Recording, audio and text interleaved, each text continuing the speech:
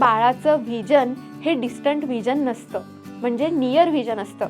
म्हणजे अगदी जवळच्या गोष्टी बाळाला दिसत असतात, अगदी 8 ते 12 इंचांवरच्याच.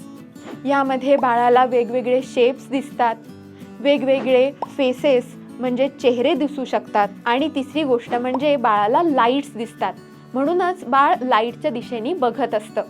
परंतु बाळाला कलर अजिबात दिसत नसतात. त्यामुळे खूपदा अनेकदा आपण एखादा कलर दाखवतो आणि म्हणतो की अरे बाळाला हा कलर आवडलाय वाटतं, तर बाळाला कलर अजिबात दिसत नसतात. बाळाला सगळ्यात जवळचा चेहरा असतो तो म्हणजे आईचा. त्यामुळे बाळ जेव्हा जागं असतं तेव्हा तुम्ही त्याला फेस टाईम देऊ शकता. म्हणजे बाळाला समोर पकडून तुम्ही वेगवेगळे शांत आवाज, गाणी गाणं किंवा त्याच्या समोर सतत दिसणं, अशा प्रकारचे छोटे छोटे ॲक्टिव्हिटीज करू शकता, ज्याला फेस टाईम असं म्हणतात. फुल व्हिडिओ पाहण्यासाठी ह्या लिंकवरती नक्की क्लिक करा.